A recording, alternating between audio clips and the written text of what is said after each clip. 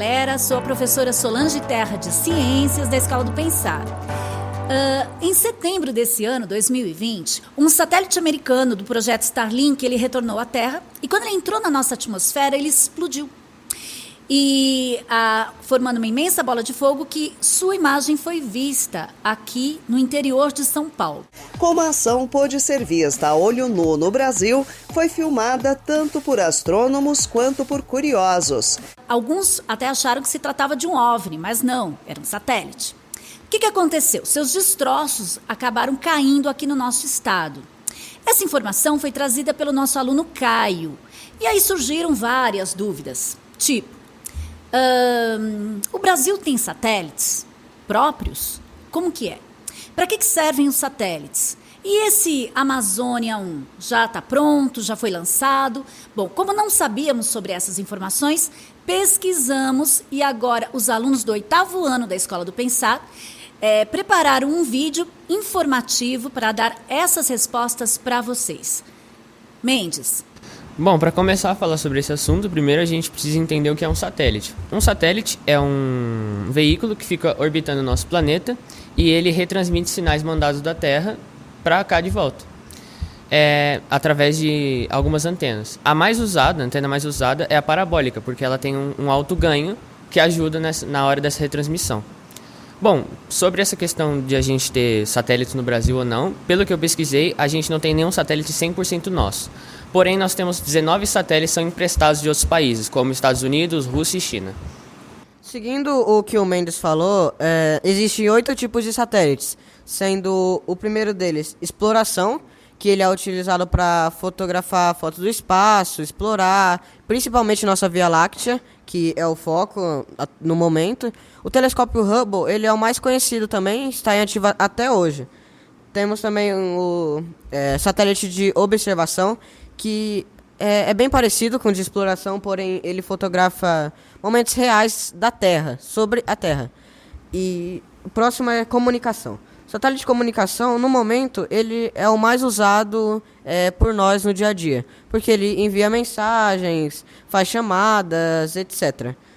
Satélite de meteorologia, né, o nome é bem sugestivo, ele é usado para fazer previsões climáticas, saber de eventos com relação ao clima e etc. Satélite de uso militar, ele cobre toda a fronteira, né, para visualizar ela, ter mais ampla visão e conhecimento.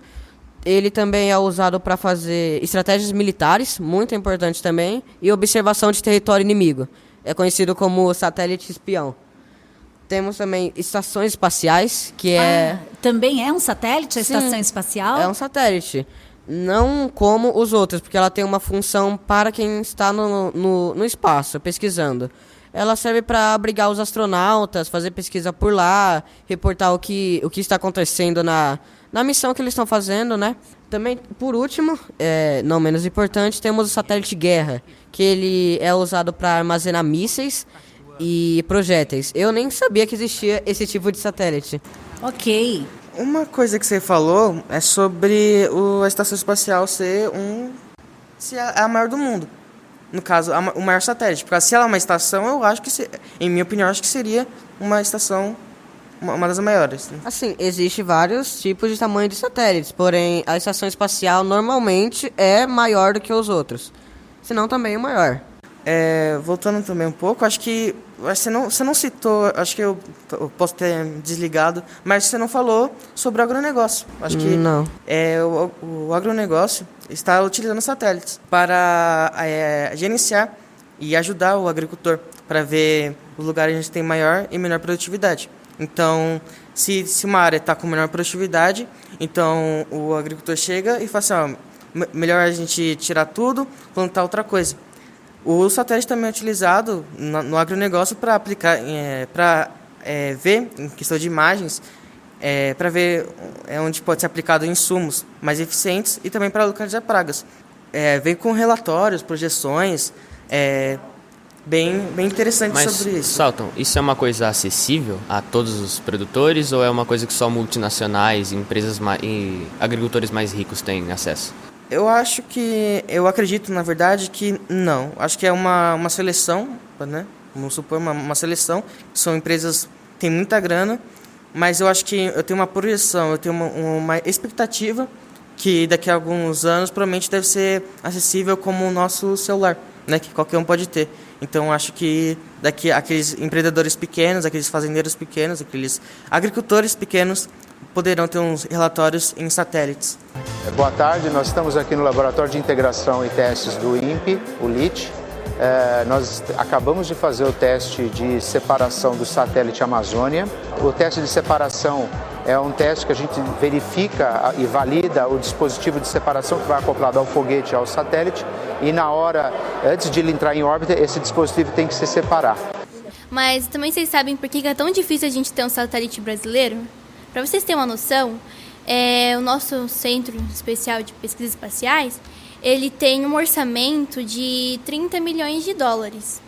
Já a NASA, ela possui cerca de 20 bilhões de dólares, ou seja, é muito dinheiro, né? É uma diferença muito grande. E uma coisa também que não ajuda muito é que o Brasil tem que comprar sempre tudo do exterior. E aí isso faz com que a gente fique devendo cada vez mais e mais, né? E tem uma coisa que vai lançar agora, né? Que o Mendes até falou, né? Que é o Amazônia 1. Que ele foi feito totalmente aqui no Brasil. Então, todas as peças, itens, equipamentos, foi tudo feito aqui. E ele é 100% brasileiro. E ele vai ajudar a monitorar os biomas e tudo que tem aqui no Brasil. As queimadas nos biomas, né? Que tem sido uma pauta muito... podem prever e ajudar até.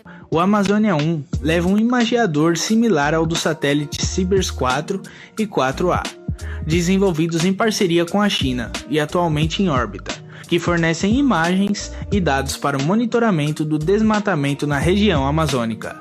E eu queria muito que ele fosse lançado aqui, né? Mas a gente não tem a capacidade de lançar um satélite desse tamanho, que ele é muito grande. Pelo que eu saiba, ele vai ser lançado na Índia. Bom, fugindo um pouco do assunto sobre o Brasil, vamos falar algumas curiosidades sobre satélites.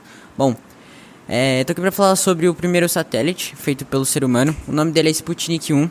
Ele tinha cerca de um formato de uma bola de basquete e pesava em cerca de 80 quilos. Sua funcionalidade era transmitir um bip através das estações de rádio. Podia ser escutado em todo mundo, de um rádio amador. E o seu lançamento ocorreu em 1957. Outra curiosidade muito interessante também, que é sobre o menor satélite feito pelo ser humano. Ele foi criado por um jovem de apenas 18 anos de idade. Esse cubo ele tem apenas... Ele pesa em cerca de 64 gramas. E ele chega a ser menor do que a nossa palma da mão.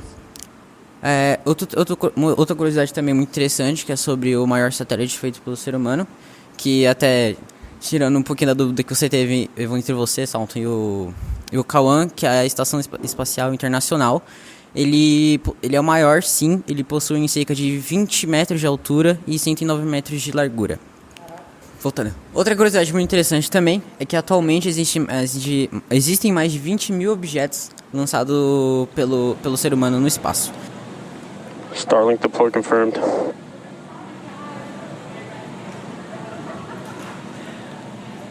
There on your screen we see the Starlink satellites have deployed. Tantos lançamentos assim de satélites, será que não causa um lixo espacial? Sim, isso causa muito, porque nem todo satélite ele dura para sempre. Ele fica em volta da órbita da Terra por um tempo determinado. Ele para de funcionar. E se ele chega muito próximo da gravidade aqui da Terra, ele acaba caindo. Tem até um vídeo aqui na escola, que vai ter o card aqui em cima para vocês verem, que fala um pouquinho sobre o lixo espacial. E tem até um satélite que eles criaram para poder... Não, é um foguete, né? Fizeram um foguete para poder pegar todo esse lixo espacial e trazer de volta pra Caraca, Terra. eu não fazia a mínima ideia. Voltando ao assunto do Pantanal, os satélites esse ano estão monitorando o Pantanal aqui no Brasil, que está passando pela pior seca dos últimos 50 anos. Nós temos muitas entrevistas de pantaneiros falando sobre essa seca e o quanto eles estão sofrendo. Vamos ouvir um pouco sobre esse assunto? A natureza que manda, não é o pantaneiro que manda no Pantanal, é a natureza que manda. Então você segue conforme a natureza, você se prepara, você faz toda a estrutura que precisa, mas cada ano é diferente aqui no Pantanal. Tem um ano de muita água, a água de chegar na porta da sua casa, e tem um ano agora que a gente está vivendo que é de muita seca. Um grande problema dessa situação de seca muito forte não é que o número de início de fogo foram muitos, mas que iniciado um foco é complicadíssimo apagar e ele anda dezenas de quilômetros. O que está acontecendo é que não encheu. Há 2 anos, mais ou menos, ou 3, as chuvas vieram diminuindo e até que chegou este ano não teve o período das cheias. Nós tivemos um episódio parecido, acho que em 2002. Não encheu, houve uma queimada, um incêndio grande, mas nada que se equipare ao que está acontecendo agora. Bom, obrigada, Mendes, por essa informação. E se vocês gostaram e se vocês aprenderam, deixe aí seu like e os comentários que serão muito bem-vindos. Muito obrigada e obrigada também à turminha do 8º ano da Escola do Pensar.